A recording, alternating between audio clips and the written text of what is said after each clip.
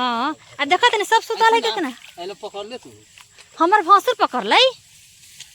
भाई जी देख नु तो बोल नु के ओकर धानवा काहे काटे तरे स त ना नु एथि नु काटे तनी देखा तनी पूरा धानवा के का कइले बा काट देल बस आ देखा तनी कटलाहू बाटे का कइले बाटे पूरा धानवा के तुरियो देल बाटे पूरा सुता देल बाटे हां माने आ पूरा हेपर से बाटे न पूरा ही बर्बाद बाटे हेपर से न पूरा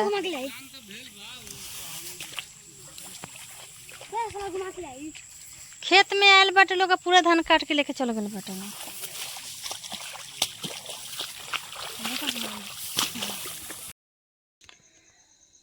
हेलो फ्रेंड नमस्ते प्रणाम। तो अपने लोगन देखनी नु लखौरा में इतना दादागिरी होखले कि हम बता भी ना सकतनी।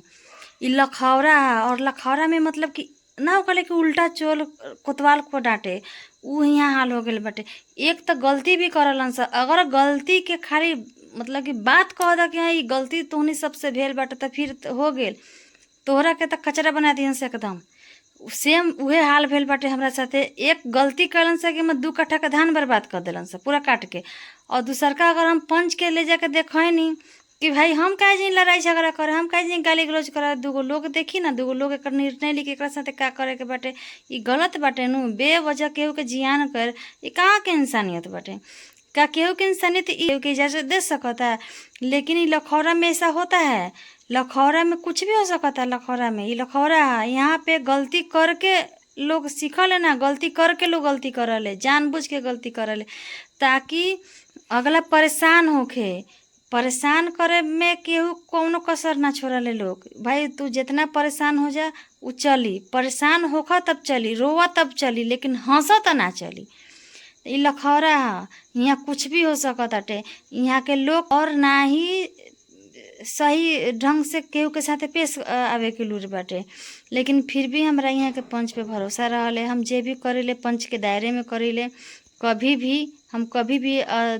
पंच के उल्लंघन ना करेले नियम के और ना ही हम अपन मर्यादा के उल्लंघन करेले चाहे जे भी हो के लेकिन हमरा पंच के ऊपर विश्वास रहले। पंच जे निर्णय ली हमरा हम में खुश बनी लेकिन ई ऐसन यहाँ के माहौल बन गल बाटे कि अगर आप गलत बानी तो आपके साथ केहू कुछ ना कर सकता जे गलत नहीं के ओकरा साथे केहू गलत करले। तो देखी कि बिहान अब पंचायत बाटे आज तो हम सोचले रहने कि चलो नॉर्मली मन में रखा कि हम आज सिर्फ बता दें ताकि भविष्य में कभी ऐसा ना होके कि ऐसा गलती केहू ना कर पावे बस हमर एकदम मतलब कि मानसिकता ये रखा है हमर सोच इतने तक रखा है लेकिन ओकनी सब हमरा के जब हम पंच के दिखा देनी हवे तो ओकनी के ई बात रखा है कि काहे पंच के देखा रखा है जेकरा वजह से ओकनी सब बहुत ज़्यादा गाली भी दिलन स हमरा से एकदम मतलब कि झगड़ा झुगड़ी पुतारे हो गलन स हम कुछ ना बोलनी है हम चुपचाप अपना घरे आगे नहीं है। अब